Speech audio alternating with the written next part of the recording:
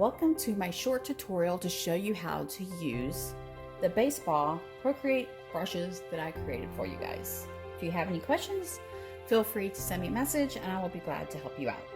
But I wanted to show you different things and different techniques that you can actually do with this and how to use it. It's pretty simple. When you first download my brushes, you're going to go into your brush area, and when you open it up, you will see two little baseballs and the brushes by FloridayCreations. And you will see three different options. You will not see the monoline brush. I simply place this here so that way we can easily get access to it while I'm showing you how to create the baseball. But what you will get is Stitch Baseball 1, which is only a single color brush. You'll get the Baseball Stitch 2, it says colors, which is a 2 colored brush. And then you will get a texture brush with this. The one stitch brush is pretty self-explanatory. Pick a color that you want to choose. Let's say we want a bright color, and that is what your brush will look like. Depending on the size that you make your brush, obviously, is the size your brush will turn out to be. Simply just a one color brush. So when you select your two-tone colored brush, right there, whatever colors you have in your palette area here is what your brush is going to look like. So let's pick red and black. Go ahead and draw it. Ooh, that's really big, but at least you can see it. It is what it is. Stitches is black and the inside is red. This is basically to give it the illusion that the stitch is actually going into the leather of your ball. So depending on what color you use, depends on how the effects will show up.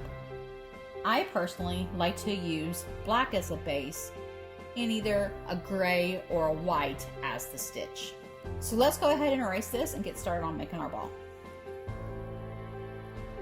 So at this point, go ahead and create your circle, which is going to be your ball. I went ahead and created on the first layer, and I created a second layer and clipped it down to this because I always work into layers. So my ball is created. Let's go ahead and make our stitch. I'm going to make a two-tone stitch, and I'm going to make sure that the colors are what I like. I have the gray backing and the black stitch. So I'm going to test it to make sure that it actually is the size that I want, which it looks like it probably is a little too big. There we go. I kind of like that size a little bit better. There we go. That's a little bit better.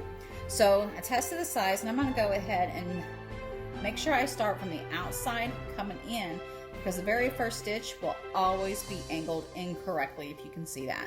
So keep that in mind when using these brushes. Starting from the outside in, go ahead and do your arch for your ball. And play around with it, do it how you like it. Once you draw it, depending on what you do with the pen, depends on how the ball gets angled or how the stitch gets angled. So, you know, if you get closer, the stitches get closer together. If you get further apart, the stitches get further apart. And then once you have it to where you want it and the way you like it, go ahead and let it go. And you have your first stitch created. Then, instead of trying to get the correct angle that I want, what I will do is go ahead and duplicate this layer. Go over here to your little arrow and horizontal flip, bring it over. Since it's angled so crazy, just play with it and get it angled so that the stitch is to your liking. It's your artwork, you do what you do, boo, and put it the way you want it. But this way, how you angle is up to you, but at least the arch is exactly the same on both sides. It's less challenging this way. And it looks a little close, but that's okay. This is only for educational purposes, right? Once I have the stitches where, I'm not so sure I like that one. Let's play with this one for a second. This one just looks like it's way off out there. It's going, what? I'm running away. I'm not liking how these are lined up, but play with it to your heart's content and line it up the way you like it. It is your call. Good enough for now. You guys get the concept.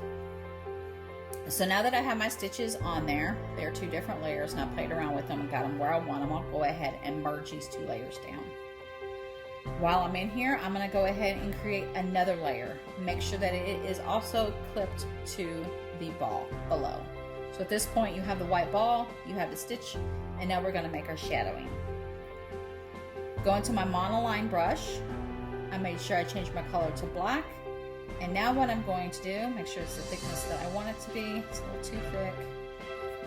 That's good enough for me. And then I'm going to make sure I'm on that new layer that I just made, and I'm going to basically trace where those stitches meet with this monoline brush. Again, you can use whatever brush is comfortable to you. I just prefer the monoline brush myself. And go ahead and line up, basically connecting those stitch areas. Do the same thing on this side. Don't really like the way that one lined up correctly, so I'm going to edit it just a little bit. Line it back up. Got that in there. So now I have my black line connecting, but it doesn't look like a shadow. But before we blur it out to make it look like a shadow, I'm going to duplicate it. I'm going to turn it off just for a second. Go back to the first one that I did, the layer is still on.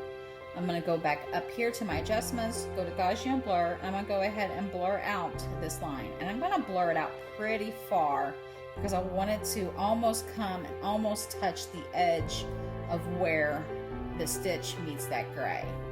So I'll show you close up how I'm doing that. So while zoomed in a little bit closer so you can see it better, go to Gaussian blur, and I'm going to blur that baby out. And it's hitting to about there. And I think that's good enough. So zoom out, you can see that it does have a little bit of shading, but it doesn't really look like a crease yet. This is why we duplicated that line. We're going to go back to the one that we duplicated, go back to it, turn it back on, and we're going to do the same thing with it. Adjustments, Gaussian blur, and again, we're going to blur it out, but we're not going nearly as far out as we did with the first one. We are just going to blur it out to where it's about to the first notch of that shadowing. And now, with those two blurs, it looks more like a crease. And of course, you are more than welcome to duplicate it, to darken it out if you want to. And you can do it that way. Since I duplicated those two, I'm going to merge those two down. Remember, this is the wider blur. This is the thinner blur. The thinner blur is really, really dark. I like the wider blur, but that one's really dark when I duplicated it. So just go in and adjust the level of strength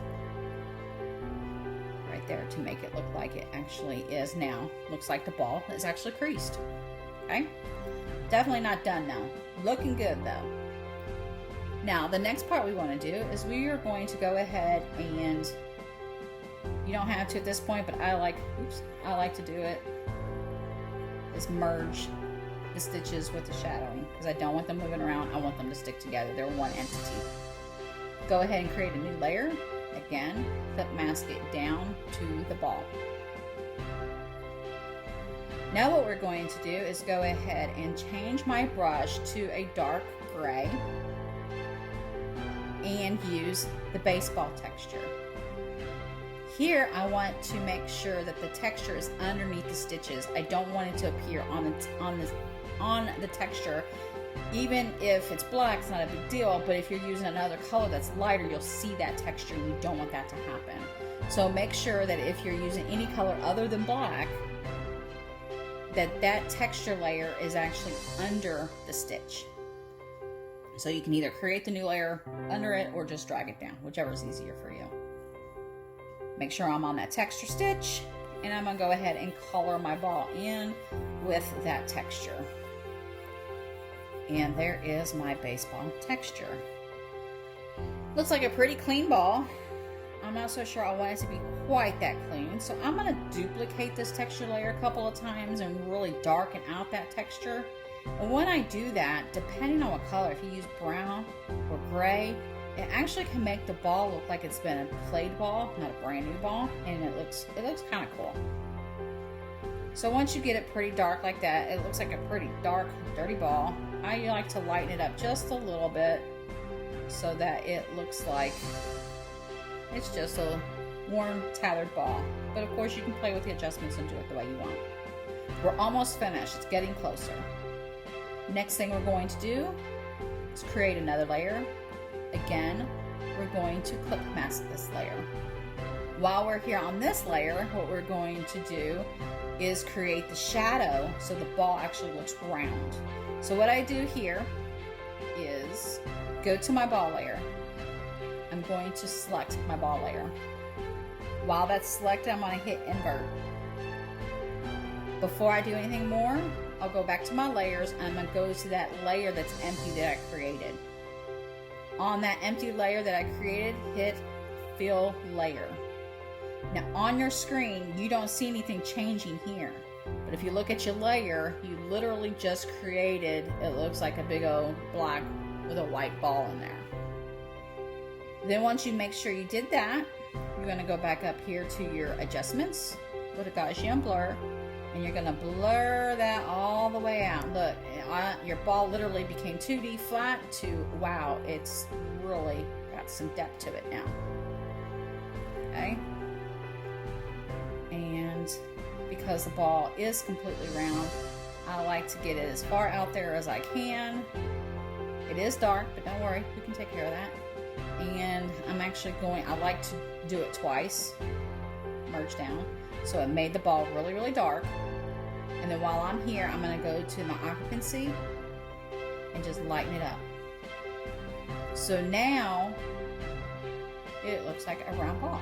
Now you don't have to have the circle dead center, the light dead center on the ball if you want the ball to be angled in a different position. All you have to do is once you do that, go to this layer, select your little arrow here, make sure you're on uniform, don't be on anything else so you don't mess anything up, and move your ball around. I have my snapping on so you see lines popping up, but basically you can move it to wherever you want the light source coming from. Move it to wherever you want that to be. Okay? So let's say my light source is up there. Let's say my light source is up there. I'm not going to change the size of it. I'm going to do this. I'm going to shrink my canvas down a little bit so I can see the whole thing. I'm going to bring this down just a little bit. And actually move my shadow just a little bit where I want it to be. So there's my light source right there. Now if you like that much of a light difference, you're more than welcome to leave it like that. But to me it's a little less realistic in my settings, so I'll go back up here again and again adjust the layer of it to make it look a little bit brighter down here where it's dark. Now, of course, you can keep playing with the shadowing, do what you want to with it. Even like I said, you do you, boo. Do what you like to do, how you like to do it. This is just what I like to shadow. What I did is I duplicated the shadow that I just had. So that way I can make it a little bit darker down here. And you can see how I did that. I'll move this over here to the side so you can see if I want to do that. Let's move that there. So when I did that, you see where that shadow is? Get a little bit different angle. So there might not necessarily be one light source, but two. Just some suggestions, some ideas you can play with. Totally up to you. Like I said, you do you, boo. Oops, didn't mean to do that. Get out of there while I do that. So, we're almost there. The only thing that I don't like about it is baseballs have divots in them. They're not a perfect flat circle. See how flat circle that is? They're not a flat circle. We want to give it a little bit more dimension, a little bit more realism to it. So what I'll do is I'll go down here to my white circle. That was my base color. I'm going to go to my monoline brush eraser. Make sure it's up a level that I like. Yeah, that looks like it'll work. And at the seams where the stitches meet the ball, I actually like to cut that area out, because from a distance it actually looks like the stitch came from there. So again, same thing here. I'm showing it the wrong direction there. Why does that not look right? So basically just play with the divot.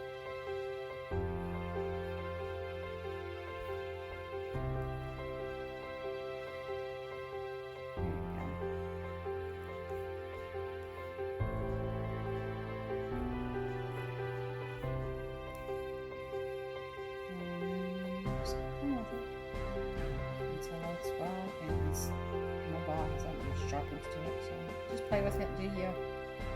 Have you fun. This one just looks way too crazy. There we go. I'm not liking that at all. There we go.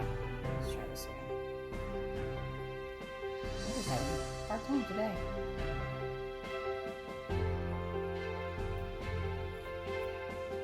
And of course, you're welcome to use what other brushes you might have to make the rough round circles, but you play with your designs, do what you want to, and there we go. We'll leave it like that for now. That side looks good. I ain't messing with those. And of course, you can go into your stitches and, oops, I did not mean to turn it off. Go into your stitches, layer, and just clean it up a little bit if you want to.